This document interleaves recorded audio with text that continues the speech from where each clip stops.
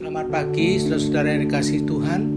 Kita bersyukur pagi hari ini boleh bertemu lagi dalam keadaan sehat semua karena pemeliharaan Tuhan. Dan doa saya kiranya damai sejahtera dan sukacita oleh Roh Kudus melimpah atas hidup kita sekalian. Pagi hari ini kita akan merenungkan beberapa ayat dalam firman Tuhan, dan saya berikan tema Dia disalibkan untuk kita.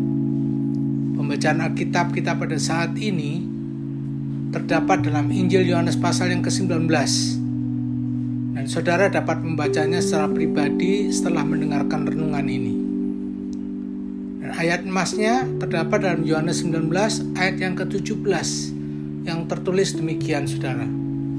Sambil memikul salibnya, ia pergi keluar ke tempat yang bernama tempat tengkorak, dalam bahasa Ibrani Golgota, dan disitulah ia disalibkan mereka, dan bersama-sama dengan dia disalibkan juga dua orang yang lain sebelah menyebelah, dan Yesus ada di tengah-tengah. Saudara yang dikasihi Tuhan, penyaliban merupakan bentuk eksekusi yang paling brutal dan terkenal yang sering dipraktekkan di masa lalu oleh bangsa Romawi menggunakan bentuk penyiksaan hingga mati. Nah, ini ketika menghukum para budak dan orang-orang yang bersalah serta pelaku kejahatan. Seorang politisi Romawi bernama Cicero mengatakan bahwa penyaliban adalah penyiksaan yang paling kejam dan mengerikan. Mayat orang yang tersalib biasanya akan terus tergantung di salib selama berhari-hari. Sebagian dibiarkan membusuk di depan umum, yang lain diturunkan dan dilemparkan ke hewan liar, sementara yang lainnya juga dikuburkan. Nah, penyaliban biasanya akan menjadi tontonan banyak orang. Saudara, pernah terjadi dalam sejarah setelah sebuah pemberontakan yang dipimpin oleh Spartacus, sejumlah 6.000 orang disalib berjejer di jalan menuju Roma pada saat itu. Saudara-saudara, Tuhan penyaliban Tuhan Yesus dialami oleh Tuhan Yesus merupakan sebuah fakta sejarah. Disalibkan oleh bangsa Romawi di abad yang pertama, dan tangan kakinya dipakukan di kayu salib, bukan diikat, dan kemudian ia digantungkan di sana selama berjam-jam, dari jam 9 pagi sampai jam 3 sore.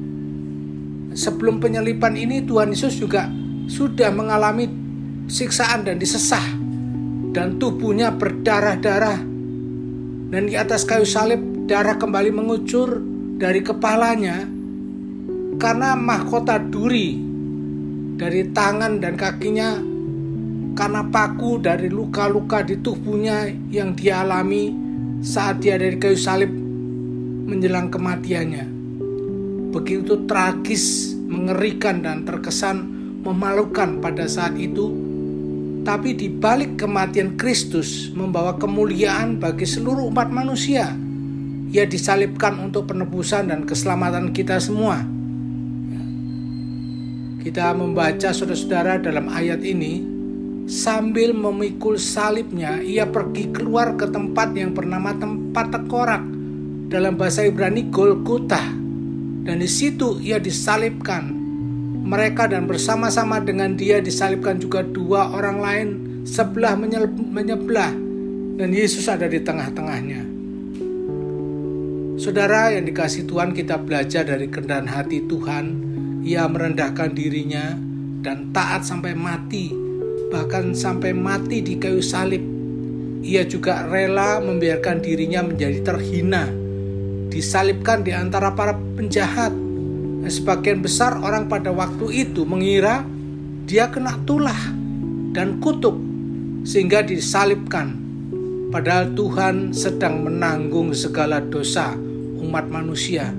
Dalam 1 Petrus pasal yang kedua ayat 24 tertulis, ia sendiri telah memikul dosa kita di dalam tubuhnya di kayu salib, supaya kita yang telah mati terhadap dosa hidup untuk kebenaran.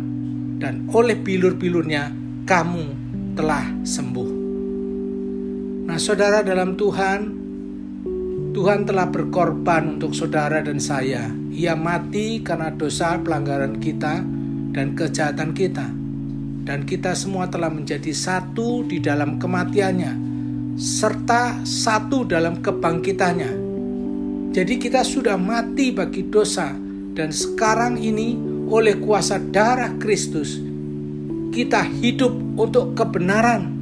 Karena itu saudara-saudara, jangan biarkan diri kita diperbudak lagi oleh dosa, tapi mari kita hidup untuk kemuliaan Tuhan.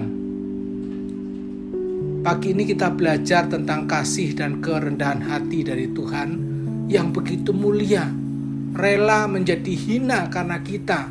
Ia yang maha tinggi mau direndahkan dirinya. Biarlah kita pagi hari ini juga meneladani Tuhan Yesus yang mau merendahkan diri. Biarlah kita terus percaya kepadanya, pikul salib tiap hari, dan mengasihi Dia lebih dan lebih dalam lagi sepanjang hidup pengiringan kita kepada Tuhan. Biarlah saudara-saudara renungan pagi ini boleh menyadarkan kita bahwa kita ini berharga di mata Tuhan. Dia disalibkan demi penebusan dosa-dosa kita. Kita dihargai oleh Dia begitu mulia, bahkan kita dijadikan biji mata Allah, dijagai, dipelihara, disertai. Puji Tuhan. Renungan pagi hari ini boleh memberkati kita semua untuk semakin setia mengiring Tuhan. Apapun yang terjadi, masalah pergumulan, Tuhan akan turut campur tangan dalam setiap pergumulan kita, dan kita akan senantiasa diberikan kekuatan. Amin.